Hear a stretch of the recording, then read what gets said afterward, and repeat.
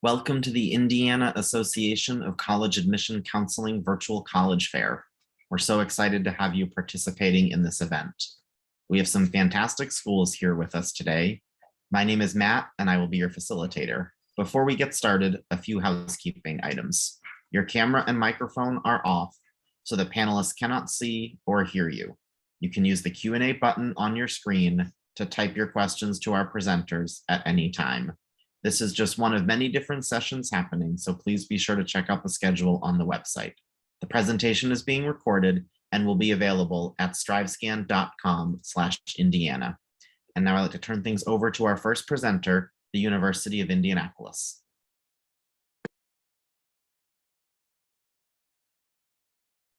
Great, good evening. Thank you so much for participating in the event today.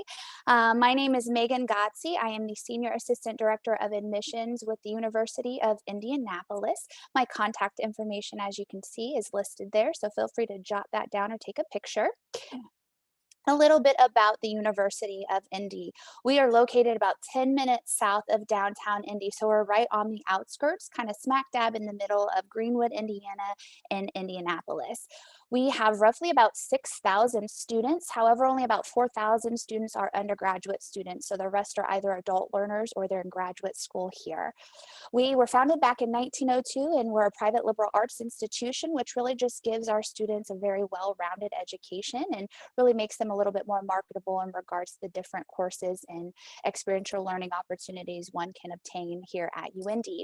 We have a new live mascot since 2019, Grady, as you see on the screen here as well. He's been a great addition to our campus and one that you will definitely see if you come to visit.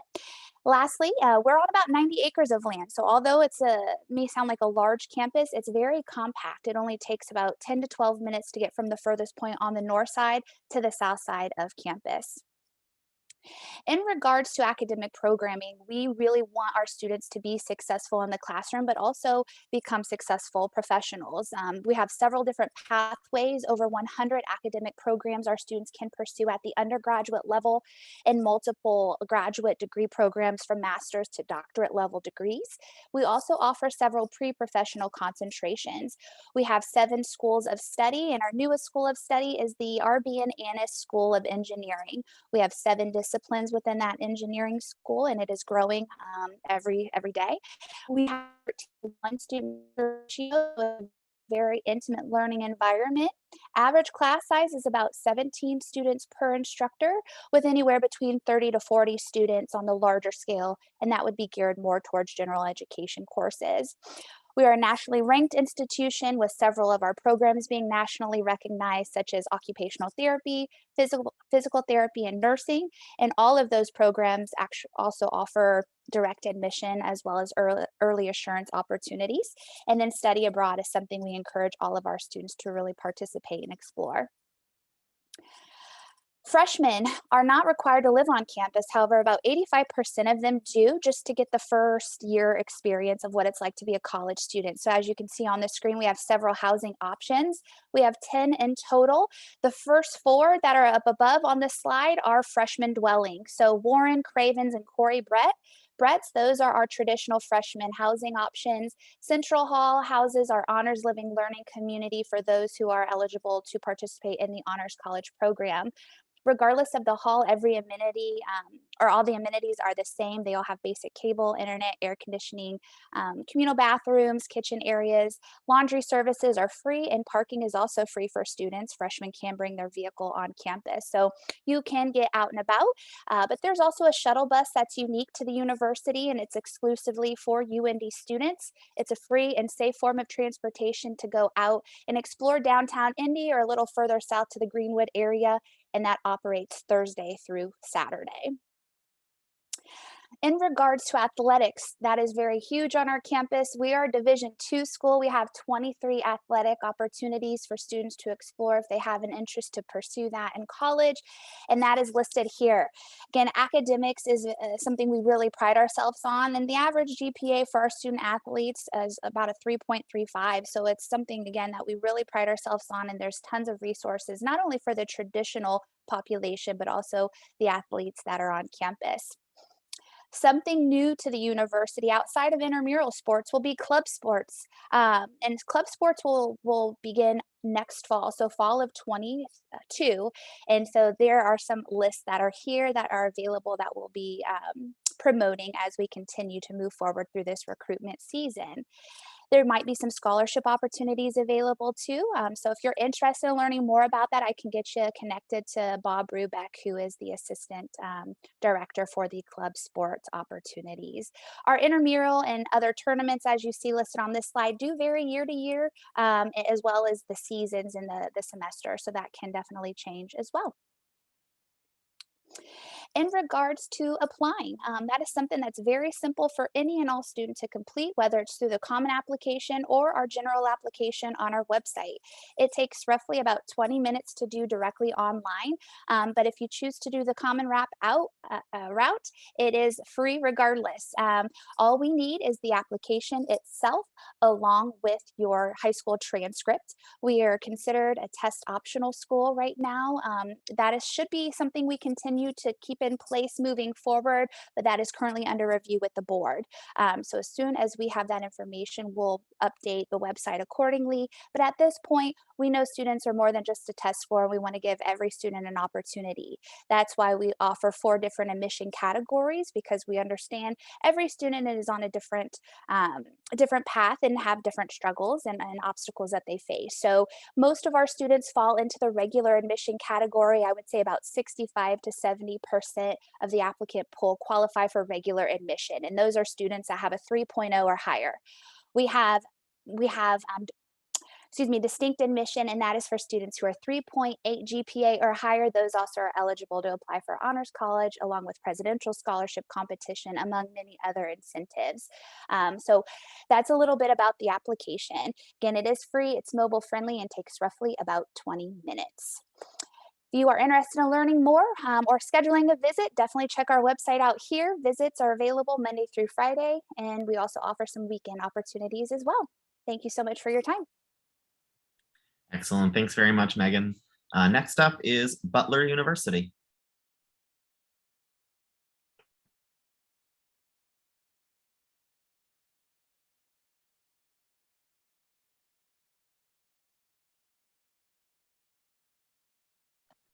Hello, everyone.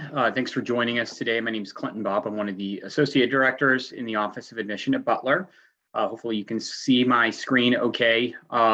Sharing a little bit of information about the university, more from an overview perspective. In the image that you see up on the screen now, this is our actual location.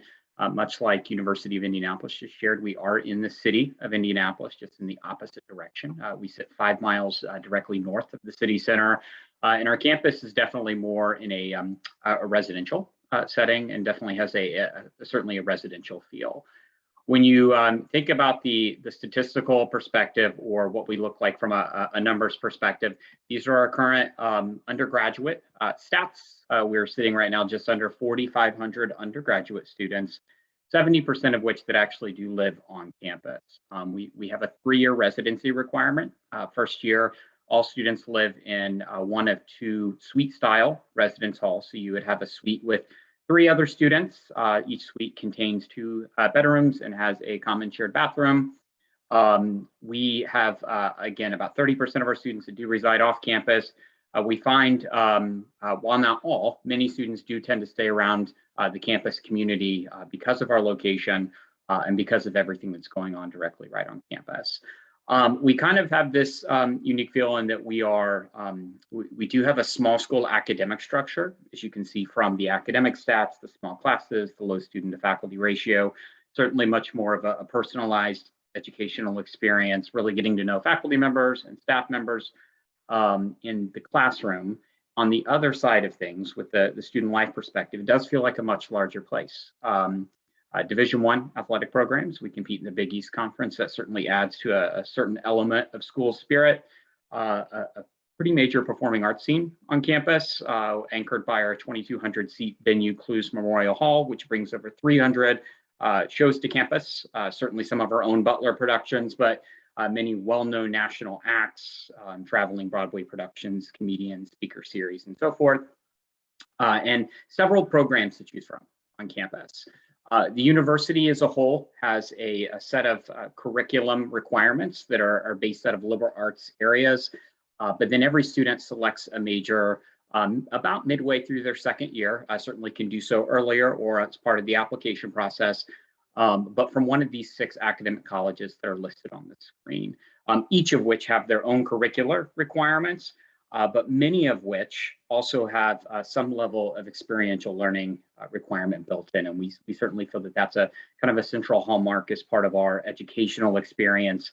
While the images on the screen show students doing things mostly in the classroom, a large percentage of our students are also outside of the classroom doing internships, job shadowing, research opportunities, or even just networking to get a better understanding of things that they might want to do when they leave Butler. If you don't know currently what you're interested in studying, that's perfectly fine. We actually have a program set up for that called Exploratory Studies. It is our most popular major for incoming first-year students. It takes a slightly more proactive approach to helping students navigate the academic landscape while also kind of discovering what their career interests might be. There's some different self-assessment testing, academic strengths or career finders opportunities, as well as individual advising and working with faculty members to find, for what most students ends up being a combination of areas that are going to help best prepare them for what's next after Butler. Double majoring is certainly possible on campus, and a large percentage of students are also, or at least completing a minor in addition to their academic area of study. You'll see here just some quick images, not a full listing of clubs and organizations, but we are a very active place on campus. Many things that are programmed directly through the university, but also many student organizations that are hosting events, as well as the things that I referenced already as it relates to athletics and Clues Memorial Hall, different concerts and different things that are going on just a yearly basis. So it definitely feels like a larger place than 4,500 students. Indianapolis, as I mentioned, is our location, like a couple others who will be speaking today. It's a great benefit to be in the city of Indianapolis from a professional standpoint and career objective standpoint. There's a lot of great opportunities in the city of Indianapolis and a wide span of different industries for students to get experience. It's also a fun city. There's a lot to do in the city of Indianapolis, lots of great restaurants, great cultural events, a great sports town for anyone who's a big sports fan, and definitely a benefit of having right here in our community. A little bit about the application process. Here's our quick timeline or window, so to speak. November 1 is our big early action date, as with many schools, not all, but many. It's an early action non-binding, which essentially means students can apply early and know early, but they don't have to commit and can still explore their options.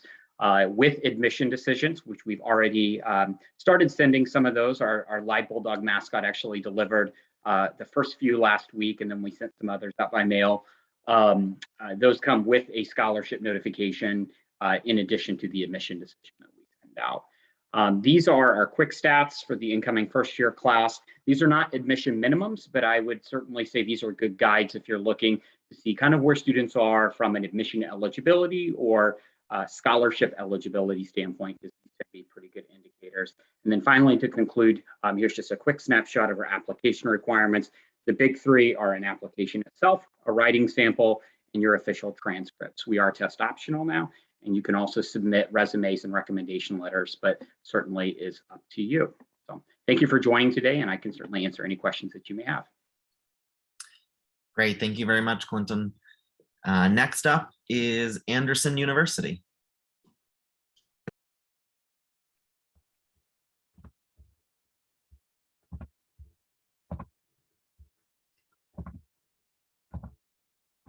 Hi, everyone. My name is Presley Martin. I'm the Assistant Director for Undergraduate Admissions at Anderson University. Anderson University is a small private liberal arts faith-based institution.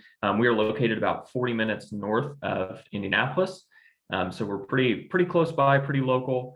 I'll share a couple things here about AAU, just a few things to consider that I'll kind of hit on at different points in this presentation. Some of the things that we find that our students are really active about learning about AAU Some big things that I will kind of touch on a little bit. I'll talk a little bit about our school and class size, some of our program choices, some of our different financial aid and scholarship opportunities, our campus community, and then different career opportunities that we have at AU. To talk a little bit about class size, a lot of students value that we are a smaller school. To give students an idea, we have about 1,500 undergraduate students on campus at AU, so it really allows for students to really maximize the most out of their experience in the sense of getting very individualized kind of one-on-one attention. We have a minority student representation on campus at about 19%. And again, to go along with being a smaller institution, we have an average class size of about 16 students. So for students who value that level of one-on-one attention, like the opportunity to really engage in discussion-based courses and different things like that, that provides great opportunity. And then we also have a student-to-faculty ratio of 11:1. So again, goes along with students being able to have that more interactive kind of hands-on approach to their learning at a school like AU. Some of the program choices that we have on campus here at Anderson, some of the programs in terms of number of students that we have on campus that we tend to find are the largest programs that we have on campus. Our nursing program, we have the top ranked nursing program in the state of Indiana, and that's 2 years running. It's a very hands-on program that partners with lots of or several local area hospitals, both in the St. Vincent Health Network and the Community Health Network, to provide students with real-world practical clinical skills. Education program, we have both elementary education and secondary education. We also partner with Anderson Community Schools to get students in front of students in the classroom before they graduate. Our business program, we have more traditional business majors like finance, accounting, management, marketing. We also have an exceptional sports marketing program on campus.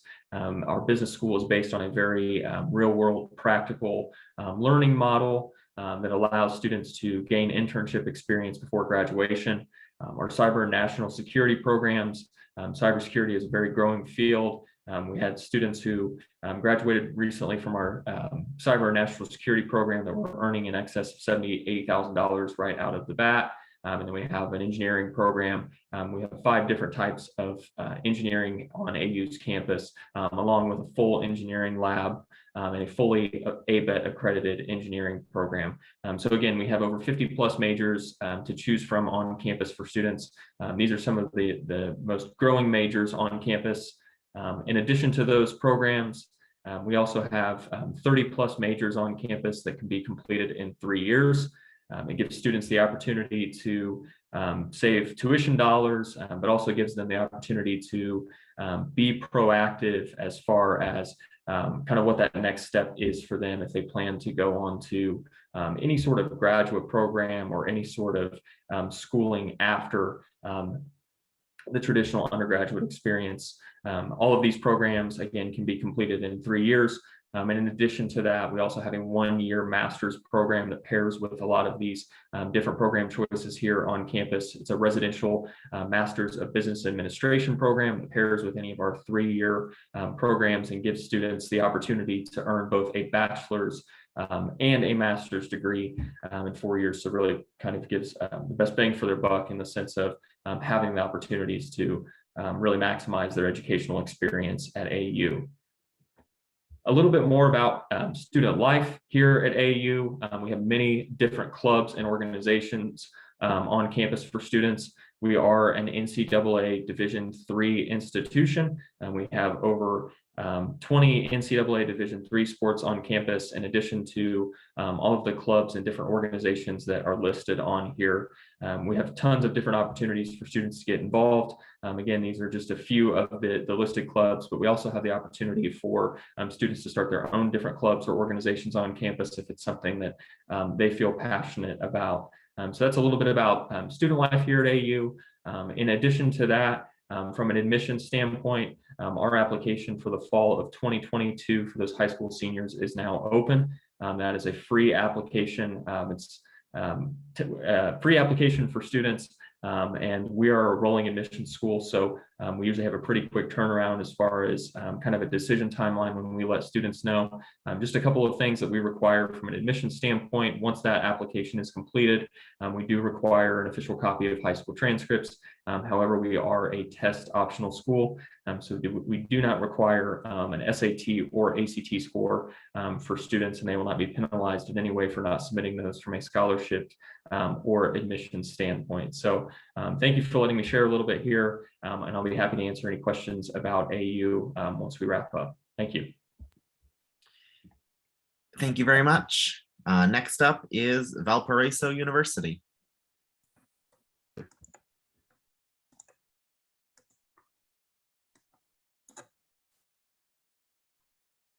All right. Well, hello, everybody. My name is Kelly Eiler. I'm Assistant Director of Undergraduate Admission with Valparaiso University. I'm really excited to be here with you all today to hopefully give you a little insight about who we are and what we have to offer for all of you. So to kind of get things started, just the basics of who we are located in Northwest Indiana. We are an independent Lutheran institution as well. So private liberal arts, independent Lutheran. With that being said, faith life can be as much a part of your life as you do or don't want it to be, but it is alive and well here if you would like to participate in it. You'll actually see a picture of our campus in the background. That is a picture of the campus. It takes about 15 minutes to walk from one side to the other. So it's a nice walking campus. You can kind of get everywhere you need. You'll also notice there aren't any big roads that go straight through it, which makes it a good walking campus. So it's definitely something that students enjoy about it. There's still a lot of green space available too, though, for ultimate frisbee or whatever else the students might be interested in. We have about 2,700 undergraduate students on our campus. Our average class size is right around 21. So what that really means is that you're going to get to know your faculty really well. They're going to be really accessible and able to be committed to you and your success. Our student to faculty ratio with that 10-to-1, that means that they're really able to make sure you get those hands-on opportunities as well, and they're able to connect you with any outside opportunities. So a little bit about academics. We have 5 academic colleges that hold 70 majors or over 70 majors on our campus. That includes the College of Business, the College of Engineering, the College of Nursing and Health Professions. And then if it doesn't sound like it fits under those umbrellas, it's probably under the College of Arts and Sciences. That'll hold everything from biology to music to philosophy, communication, and everywhere in between. Along with that, our 5th college is Christ College. That's our honors college. So if there are any students out there that love that AP, dual credit courses, kind of that extra rigor, you might want to be a part of our honors college here at Valpo. You'll notice that we have best undergraduate teaching and best colleges in the Midwest over there. And there's a lot of reasons for that. I was mentioning before those small class sizes, but along with that, we do have a 94% placement rate, which means within 6 months of graduation, 94% of our students are either finding a job or getting into graduate school. So they're definitely getting what they need while they're here and getting those hands-on experiences in the classroom to make sure that they are successful when they leave. So there's a lot more to college than just the academics. There's a lot of different ways that our students like to be involved. And this is just kind of a hodgepodge of everything, not everything, a lot of things that we offer here. So one of the big things, we do have Division I athletics, which is really unique for a school for our size. I always say we're small enough that we have that community feel. We'll feel like a small school, but we're big enough that we still have Division I athletics. We have 17 national sororities and fraternities on campus. We have over 100 clubs and organizations. So just kind of a lot going on, which is still a lot of fun. With those 100 clubs and organizations, there's everything from academic clubs, professional clubs. There's, intramural sports and club sports. There's esports. There's a club called Haunt, where all they do is watch scary movies together. There's cultural organizations. So there's really something for everybody. We have over 100 fine arts performances that happen each year on our campus. And as I mentioned earlier, there are many faith life organizations as well as ways of worshiping on our campus too. Service is another thing that's pretty big on our campus. We as a student body clock over 260,000 hours of service on our campus. And students can even go for a service trip. We have a 2-week spring break. And so So students over that 2-week spring break will sometimes go on service trips. And then our University Programming Council just puts on anything from movie nights to big concerts. For example, our last concert had AJR. We've had Panic at the Disco, things like that. So there's definitely many ways that you can find your sense of community here at Valpo. Along with that, the area itself is pretty unique as well. And so I always like to talk specifically about the downtown area. Valparaiso is a good size. You can find most of your major things, your Targets, your Meijers, most of your food chains you would hope for. There's a place to go to the movies. There's a place for bowling, but our downtown has a lot of food and boutiques and coffee and things for our students to do. There's also always community events going on. We have a big Central Park Plaza, which during the summers you might have movie nights, and during the winters they turn this shelter into an ice skating rink. So that's definitely fun things right in the area. The Indiana Dunes are about 15 minutes from campus. You can go to that beach, and we are only an hour from Chicago. So really right surrounding the campus, there are many ways that you can go enjoy what is around us. And then lastly, I do want to talk a little bit about application and financial aid. And so our application is obviously open. It's a free application. I would say our scholarship priority date is November 1st. That's the best way to make sure you are considered for all financial aid that you could be eligible for. So do be mindful of that as it's coming up. You'll see our merit scholarships posted right here. So if you are admitted and you are 3.0 or above, you will automatically get that merit scholarship. On average, students get about $35,000 in financial aid per year. So there truly is a lot to be had as long as you submit by November 1st and you file that FAFSA. So those are things to keep in mind. And if you're interested in learning a little bit more, you can visit valpo.edu/visit. We have multiple types of visits. You can come on campus and get a feel for yourself for what it's like here. Thanks, everybody. Thank you, Kelly. Next up is Manchester University.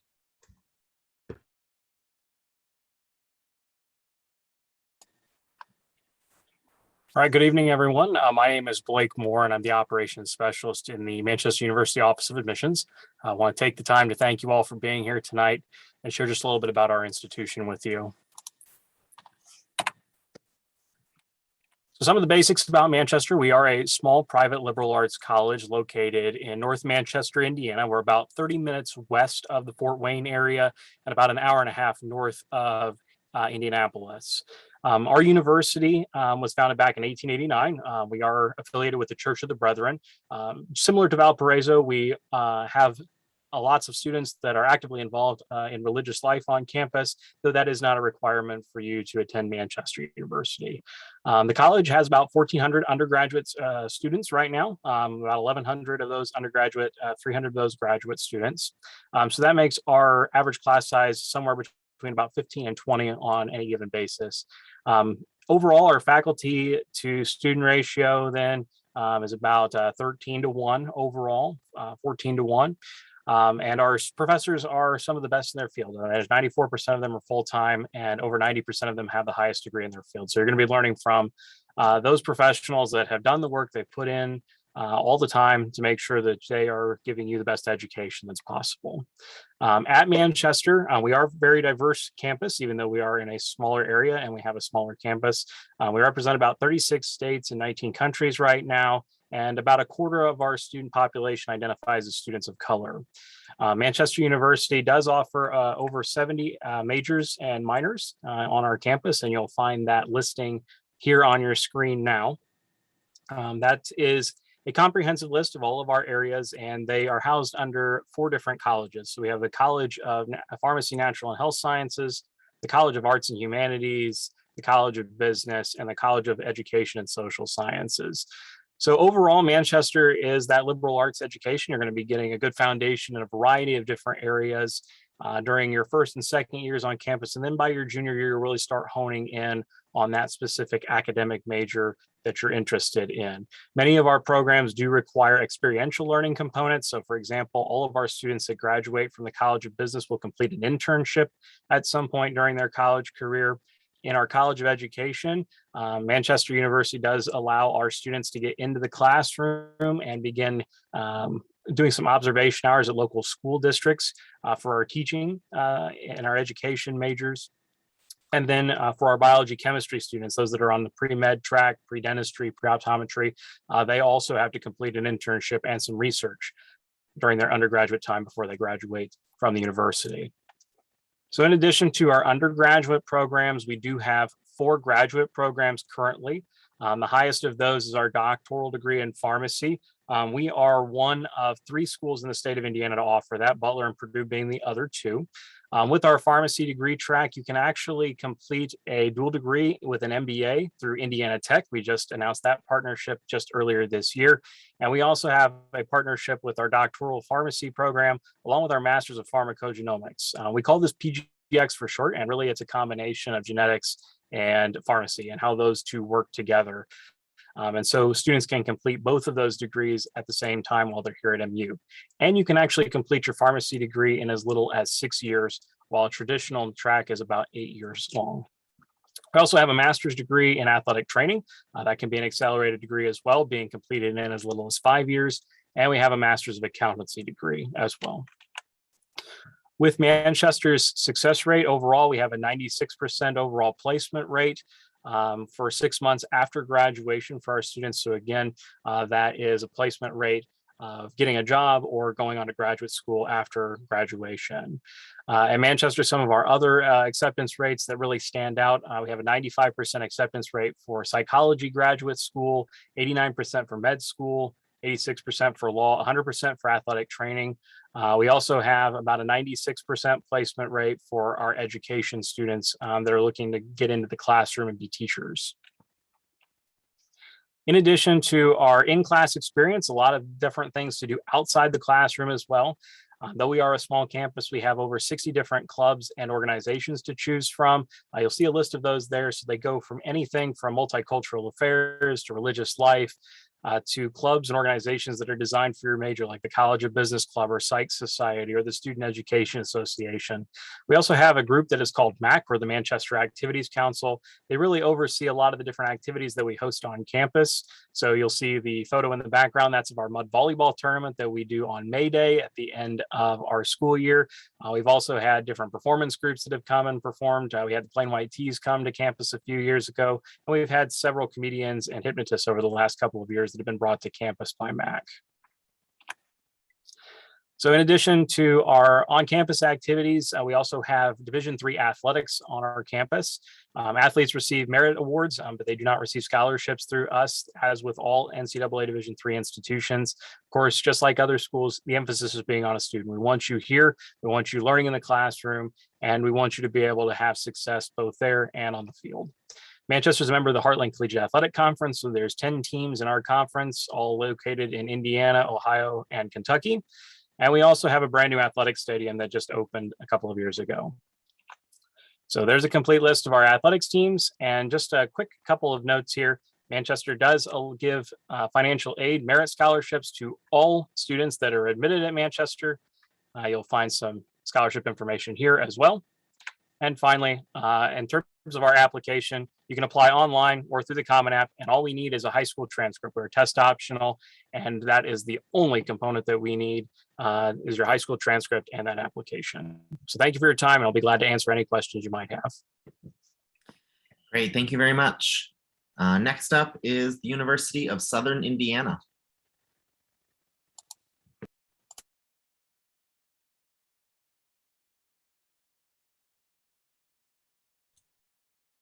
Good evening, everyone. My name is Corinne Parsons, and I am the Senior Assistant Director of Undergraduate Admissions at the University of Southern Indiana. And I'm going to get my correct screen shared here. Let's see. One more time.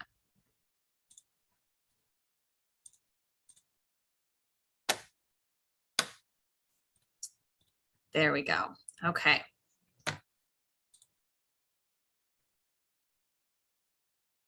We've got it now. Do we? Somebody help me out here. Yes, we could see it. Okay, perfect. Thank you. I've got the two screens going, so I appreciate that. Okay, so one thing I really want to focus on and start out with is that you're hearing from a lot of schools tonight, and the information can be a little overwhelming because we've all got statistics that we're throwing at you. The University of Southern Indiana is a state institution, a public institution, which is a little bit different than the majority of the schools on the call. And we're located in Evansville. And so we are about as far south as you can get and still be in the state of Indiana. But the reality is that as long as a school has a program that can get you where you want to be in life, you can get into that school and you can find a way to afford to go there. All of us probably can and will give you a great education. We can all talk about phenomenal faculty and that feel of campus. But what it really comes down to is if you're going to feel comfortable taking advantage of the resources on the campus that's available to you. Because it doesn't matter that we all have free tutoring if you're not going to walk in and use free tutoring. It's not going to matter that the faculty are fantastic if you don't feel comfortable approaching that faculty and getting to know them a little bit better. So tonight you are going to hear a few statistics from me, but I want to share with you ultimately some of the top 5 reasons why I think students choose USI as their home. So to get a few of the initial things out of the way here. For our admission process, we are rolling admission and that we're making application decisions on a daily basis. And we too are test optional at this point, meaning that we're not going to ask you to submit your SAT or ACT scores if you don't want to. We do have a standalone application with a $40 application fee.